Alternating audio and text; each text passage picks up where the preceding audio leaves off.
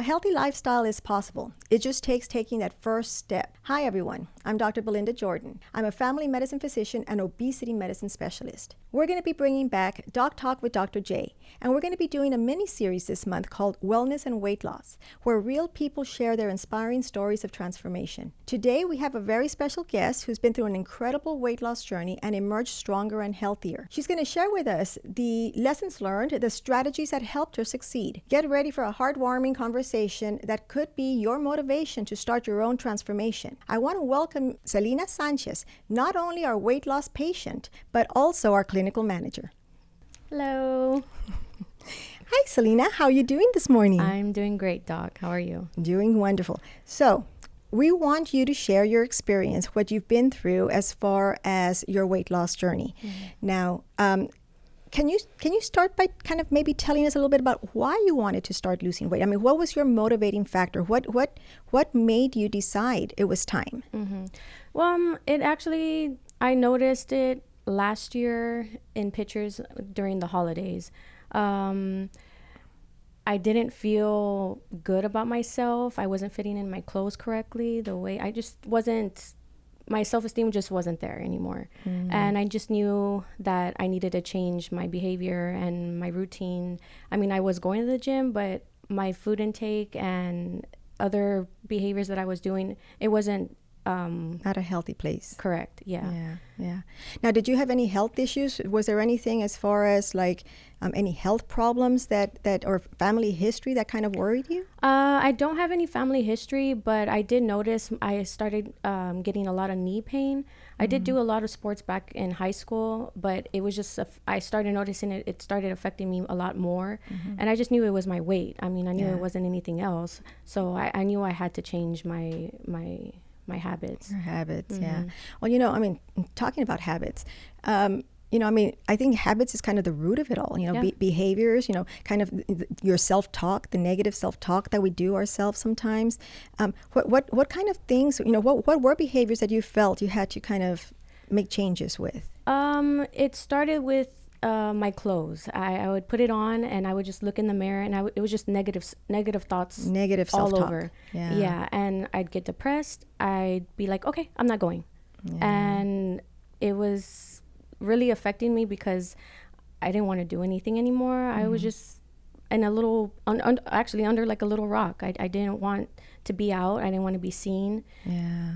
So it's hard. I understand when patients come in and they tell me their stories. I understand. I totally understand them. Yeah. And for those of you who don't know, I mean, I've had my own weight loss journey as well. Believe it or not, at some point, I weighed over 200 pounds. So, I can totally relate with that. I mean, I really can see. And I think that that's really important. When we talk to our patients, I think it's really important for us to share kind of our own personal journeys, our own personal, it gives them, I think, a little bit more way to relate to us. Exactly. So what about diet? Okay, I mean, like we talk about diet, and there's so many different diets that we do, and people come in here with all sorts of different diets. Some of our patients will, be on keto diet or doing Jenny Craig or doing some other, kind of funky diet. What do we need to? I mean, like, how did your diet change? Tell me what you found as the most important stuff that you needed to kind of cut out or watch. Honestly, it was portions. It's all portions. And I like to tell the patients, everybody is not the same. Everybody is different. A keto diet is not going to work for everybody. Jenny Craig's not going to work for everybody. And that's what I like about our program, because we actually sit you down and tell you the pillars that you need, and not just like someone else, go ahead and take this diet and, get that little paper and it's not like that. Follow it. It's there's a program, and that's what they have to understand. Like, there's things that you're going to have to change. There's things that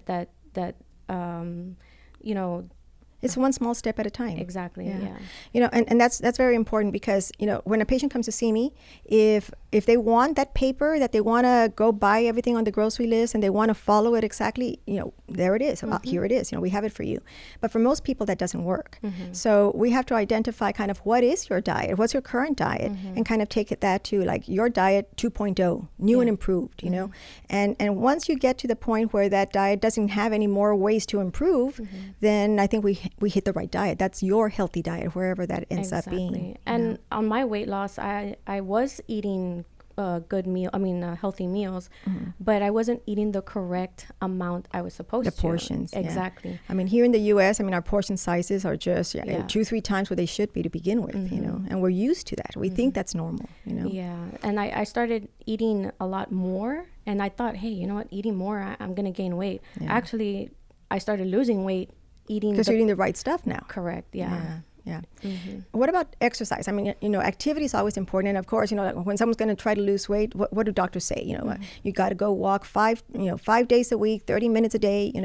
What was your exercise level, or what was your activity level before your journey? I mean, I'm not going to say I'm an expert, but it was Monday through Friday. I would do upper body, lower body. I would minimal cardio because I didn't like the cardio. Yeah, I didn't. Yeah. But I mean, cardio it will help with your calories, but it's not going to make you lose weight. It's not by itself, not in and of itself. Exactly. Yes, and that's where the food intake comes from. Your water intake, your behaviors, your sleep. Exactly. Even the sleep.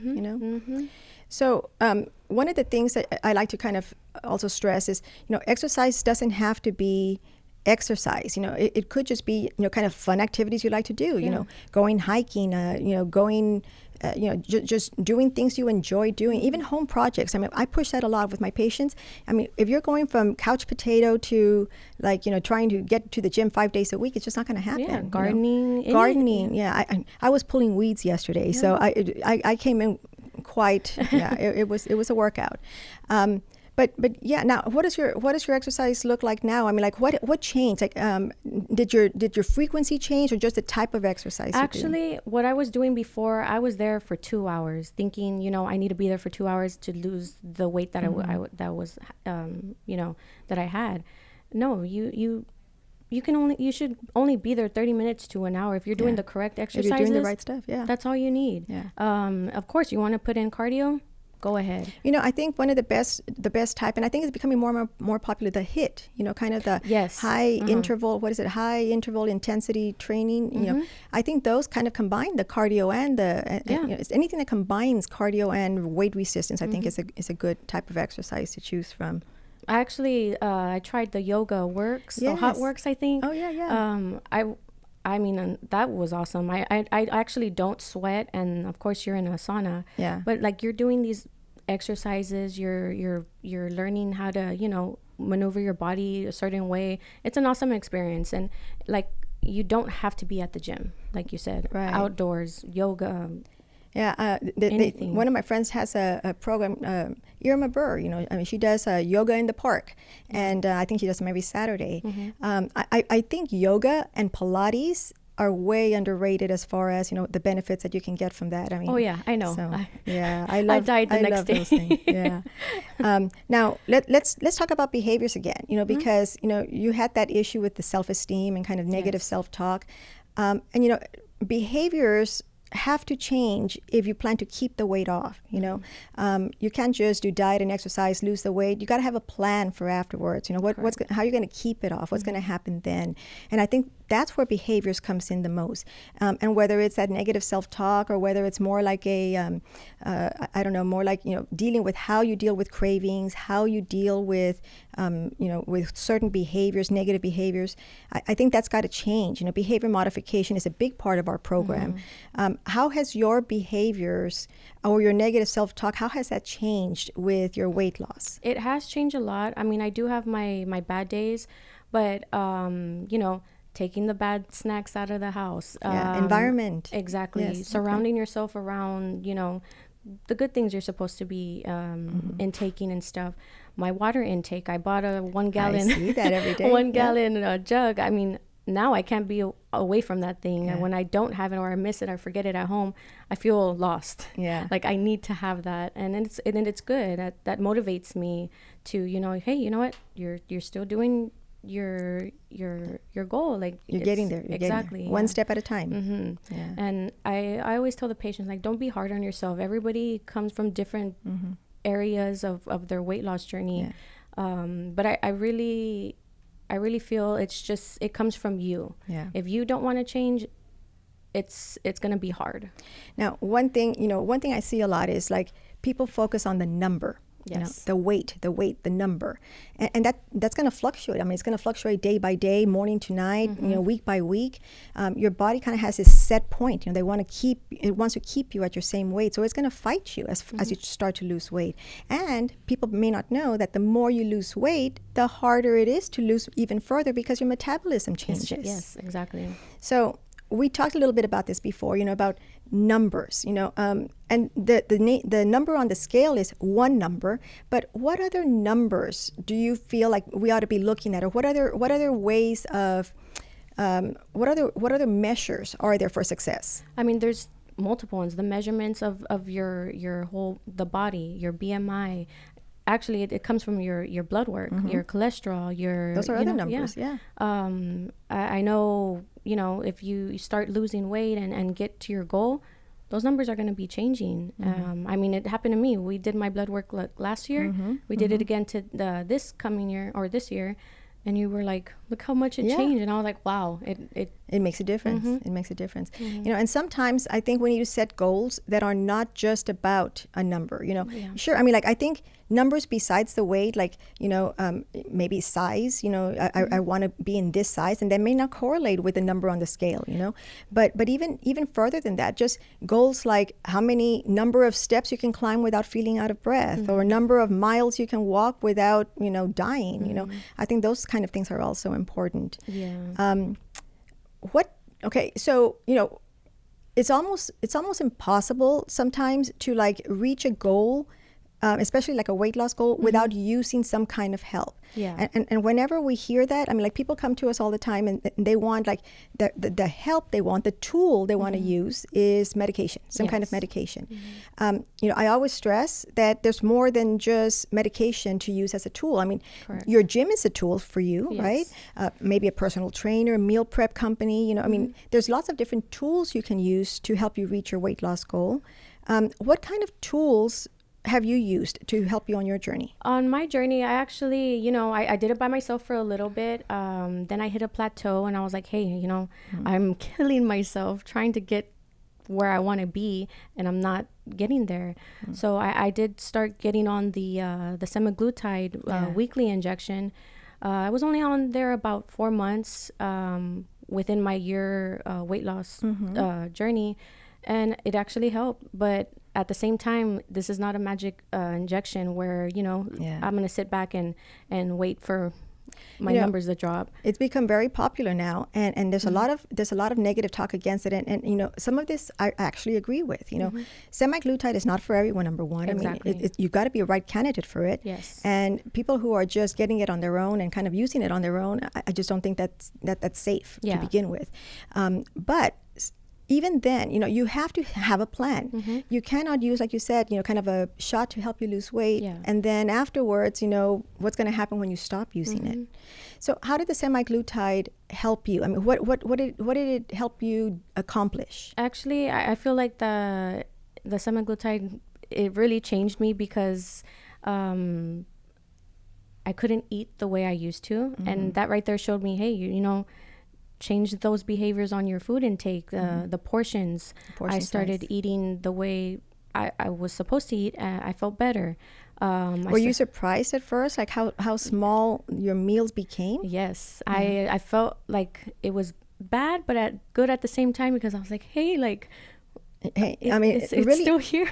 That is a proper portion. It's just most of us don't even realize that is a proper portion. And that's what's wrong with the society. Like, it's just, it's I feel like it's very hard now because a lot of women put this figure out where Yeah. you're supposed to be, how you're supposed to be, how you're supposed to look. And it makes it hard for, the ones that are trying to actually lose the weight and do it the right way. But it's so much more than just how you look. Exactly. I mean we have to realize it's how you feel, and you may be a healthy, feel great, feel wonderful numbers, and you may not look like that typical person that's skinny and that's when the behaviors come in, because I was doing that to myself. I would go at the Yeah. gym, I'd be killing myself working out, but then I'd look at another girl, Yeah. hey, I want to look like that, like I don't look like that, and then that's when I would and you may have been healthier than that person.